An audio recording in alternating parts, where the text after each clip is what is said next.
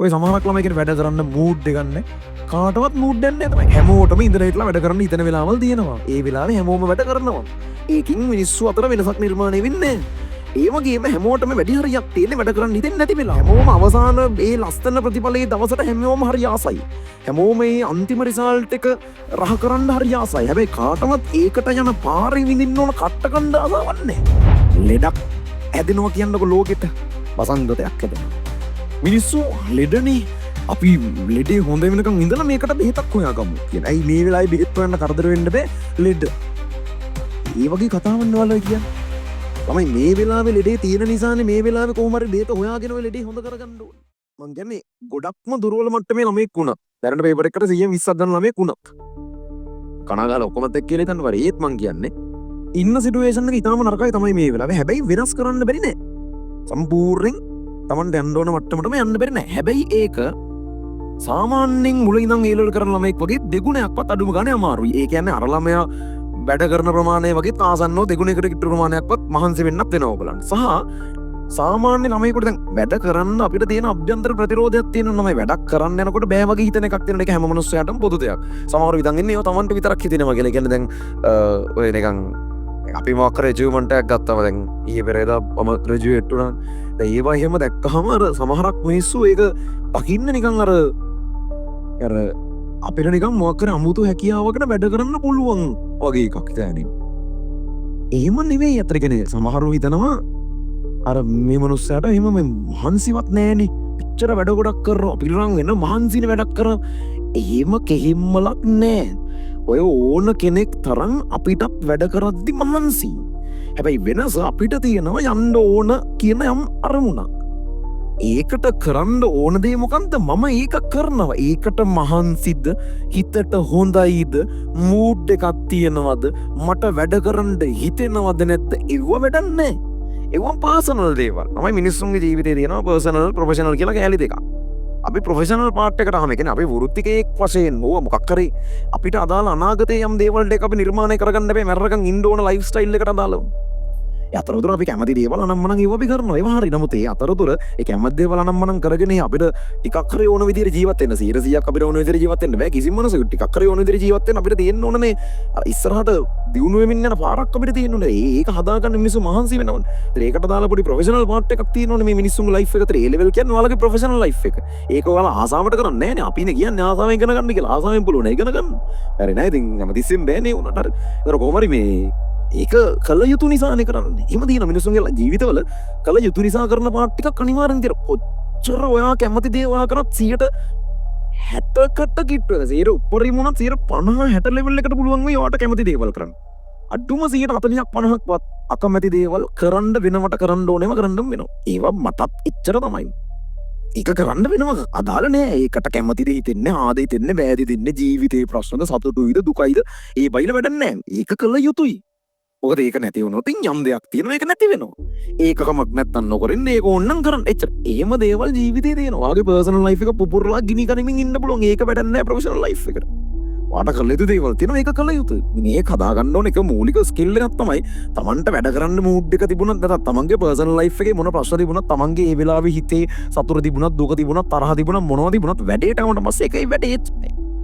දෙතෙන්ද ඔයාගේ පෞද්ගලික ජීවිතේ මොනවා වගේද කියන එක කාටවත් වැඩක් නෑ.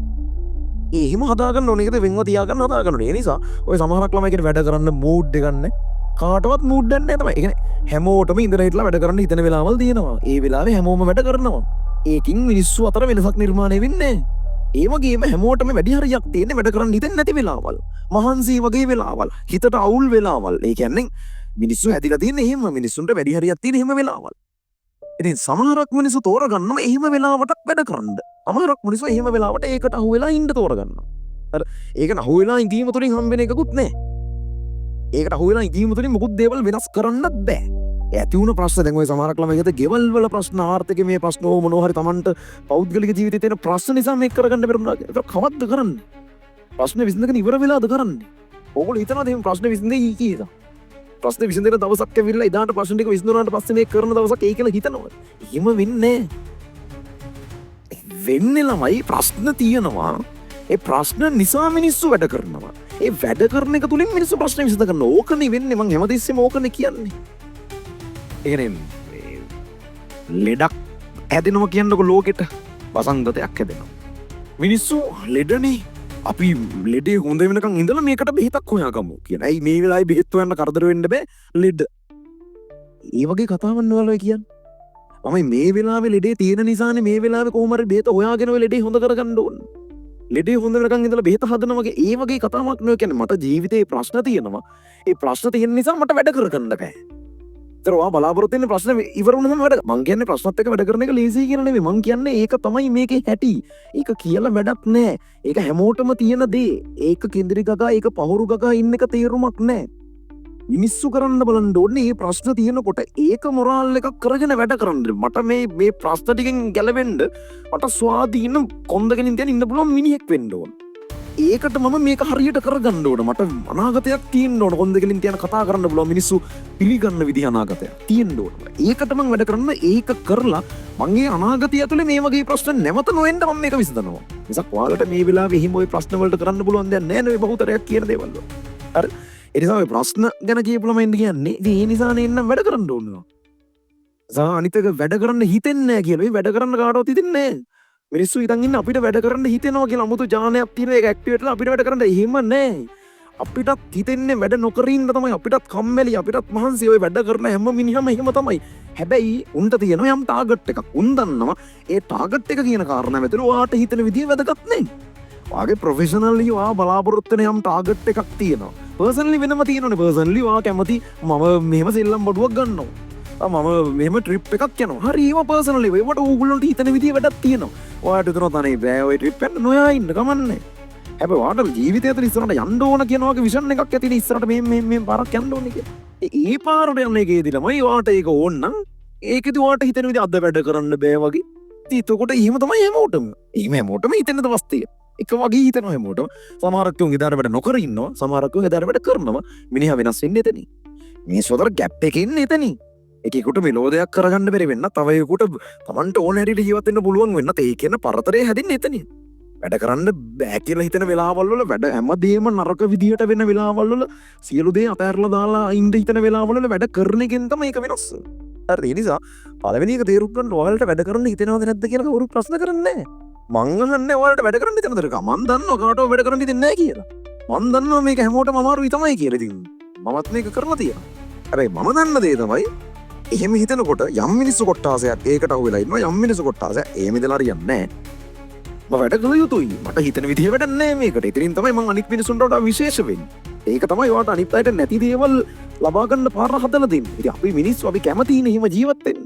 හරිද නැත්නම් අපිට ආස දේවල් ටික අරගෙන අපි ජීවත් වෙන. අනිත් එකාට තියෙන එක හො නැති එක මොකක් හරි අපිට ඕන නම් එහෙම ඉන්න කැමතියි.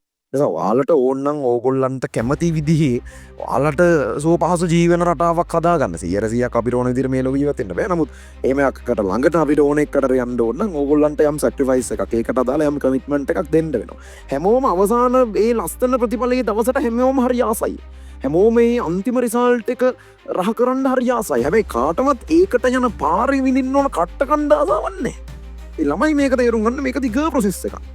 එලියට පේන්නේ අන්තිමේට එක දවසක අපි ගන්න අචීව්මන්ට් එකක් විතරක් වෙන්න පුළුවන්. හැබැයි ඒකට යන එක අවුරුදු ගානක අප්‍රසන්න විදිහේ අර ඔක්කොටම අර හරියන අමාරු එකපාර විඳින්න වෙන විදිහේ ප්‍රොසෙස් එකක් තමයි තියෙන්නේ. මේවා ප්‍රොසෙස්.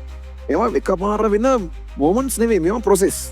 ඒවා ඇතුලේ අපි වැඩේ කරගෙන යන විදිය එලියෙන් දකින්න එක දැනක වෙන්න පුළුවන්. නමුත් ඒක ඇතුලේ තියෙන කතන්දරේ බොහොම බරපතලයි. ඒ හැමෝම අන්තිම එකට හරි ආසයි. ප්‍රොසෙස් එකට කවුරුත් කැමති නැහැ. ඉතින් ප්‍රොසෙස් එකට බහැලා මඩ ගාගෙන බඩ ගාගෙන ගියොත් මිසක් අවසාන තියෙන ඒ අර සුන්දර දැනට ඕගොල්ලන්ට ලබා ඒකට ළඟා කරගන්න වෙන්නේ නැහැ. ඒකේම තමයි හැටි. එක්ක ප්‍රොසෙස් එකේ දුක විඳින්න නැත්නම් ටාගට් එක අහිමි වීමේ දුක විඳින්න.